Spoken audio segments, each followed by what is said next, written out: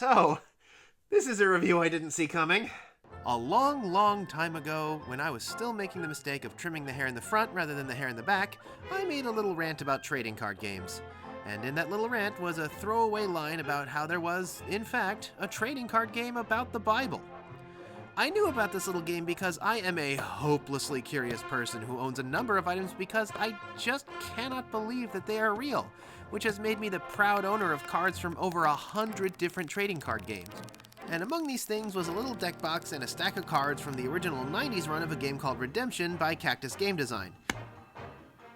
Turns out what I had found was Deck A from this game's original run back in 1995, and as it turns out, the game actually still exists, as I found out when I went to Toy Fair and met the game's designer, Rob Anderson, and he gave me another fat stack of cards, so I guess I'm on the hook to give him a review now. But first, some disclaimers. I am aware of the reputation that a lot of Christian-themed media has outside of that circle, but I'd say it's as much of a mixed bag as any other genre. My first real exposure to Christian media was through a VeggieTales videotape I was asked to put on for some kids I was babysitting, which taught lessons on forgiveness.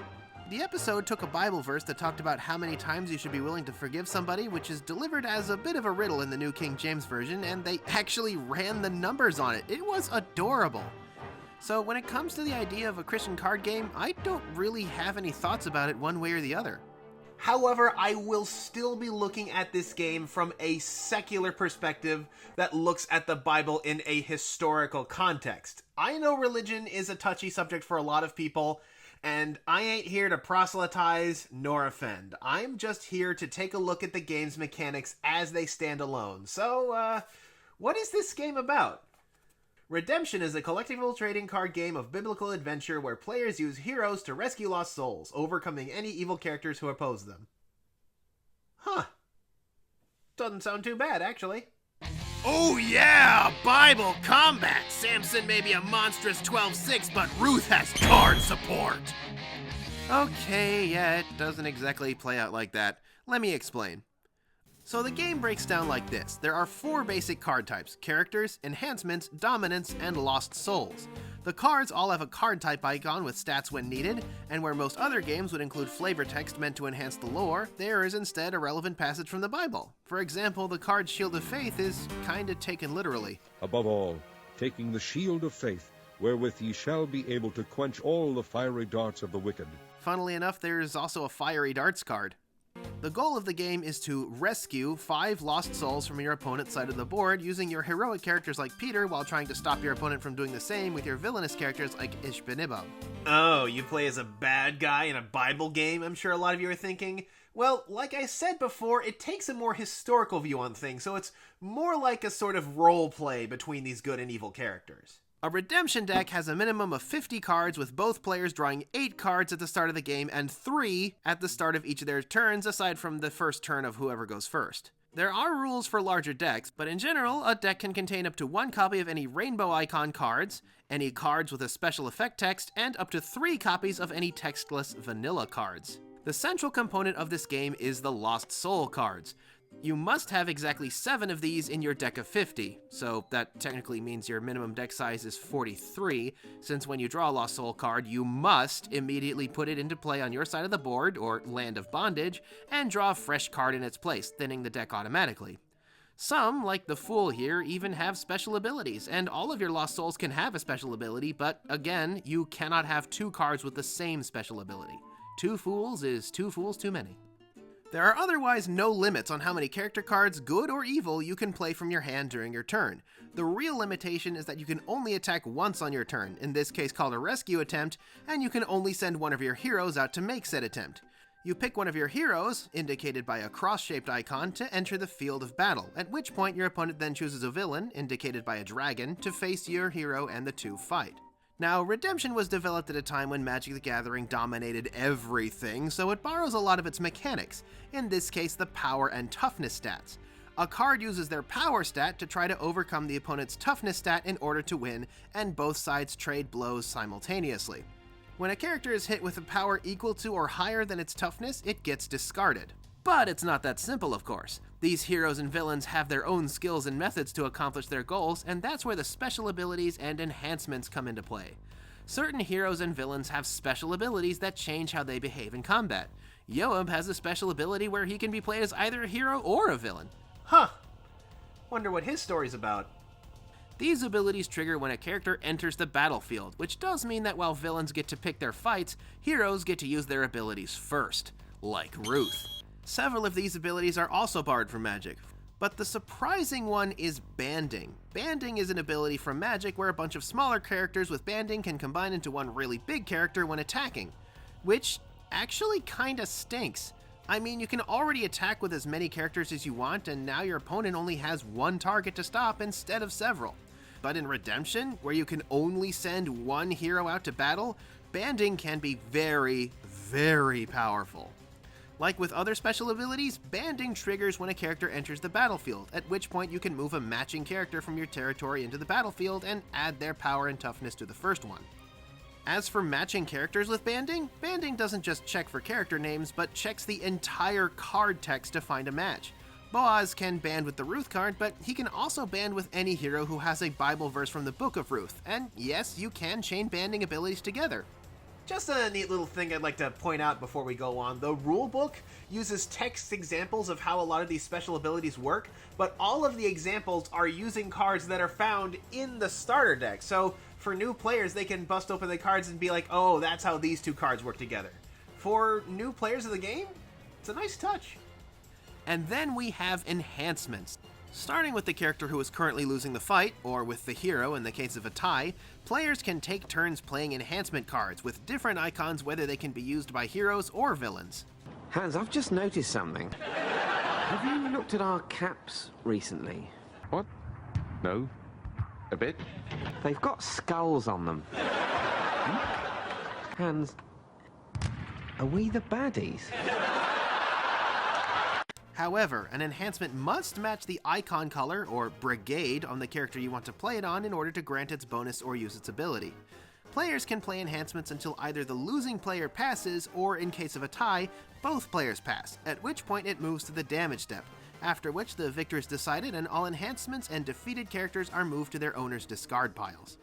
If the villain wins the fight, or if the two fight to a standstill with neither overcoming the other, the battle is over and nothing changes. If the hero wins or goes unopposed, or if both characters are killed in battle, then your opponent chooses one of their lost souls to put into your Land of Redemption, a scoring area technically outside the field of the game.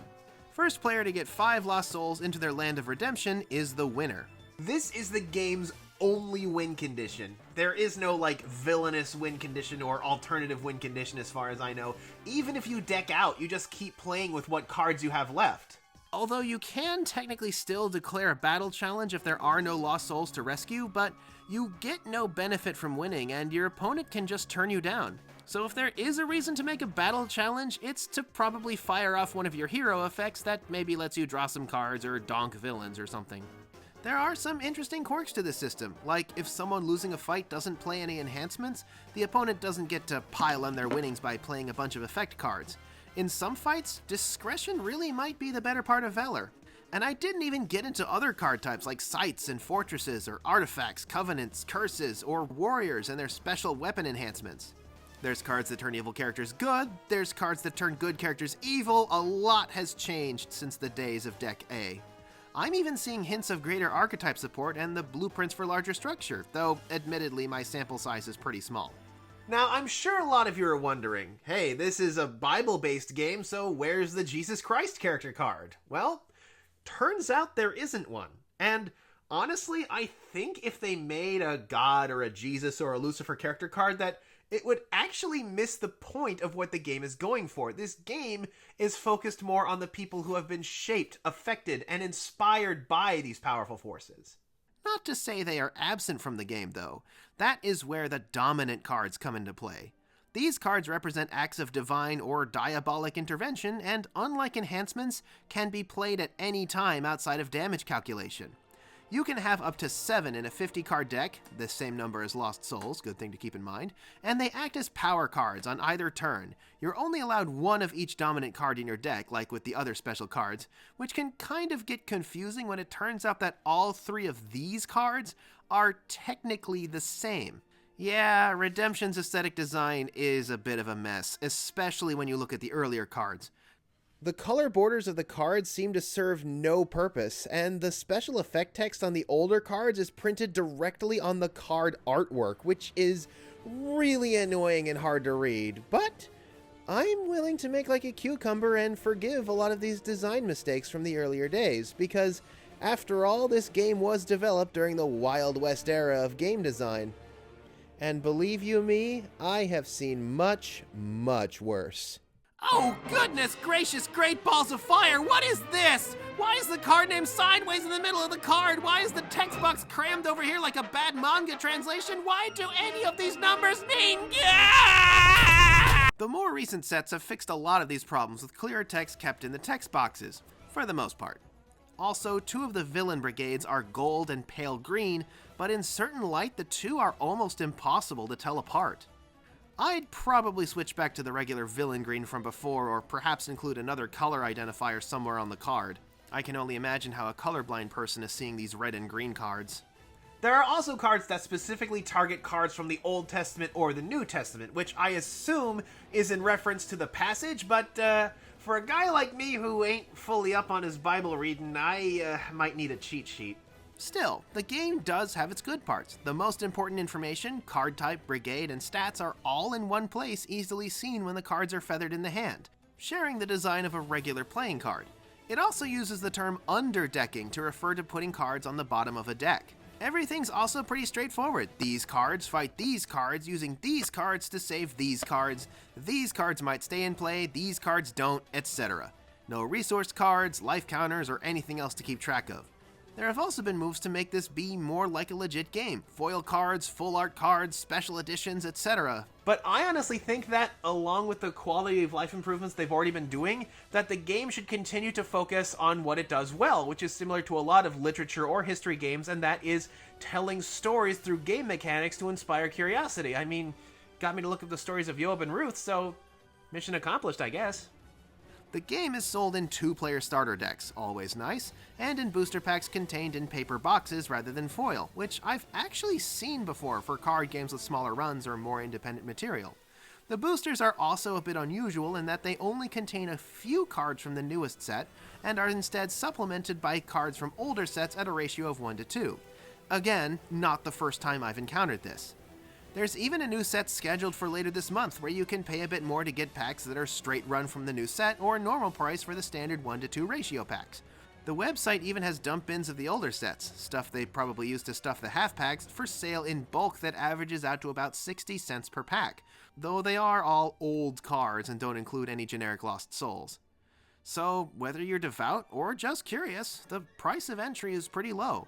It can appeal not just to the religious, but even to those who enjoy history or lore. Like I said, I'm not especially religious, but I'm still having a lot of fun. So, that's a look at Redemption. I still think it's a neat little game. It has a lot of interesting stuff going for it, and might be worth a look at least as a curiosity. So, yeah, that was fun. I might actually try to get some more of these card games done in the future, some of the ones that are a bit more obscure, or, you know, maybe some of the newer ones that not a lot of people have heard of yet. If you know somebody who makes a game like this, I'd be happy to have it on the show, or at least offer feedback. So, until next time, this is Redemption by Cactus Game Designs, and this is Kohdok signing off.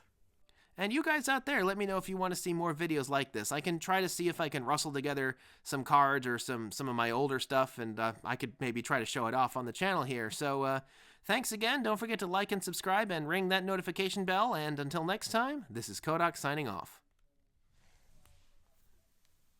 Oh boy.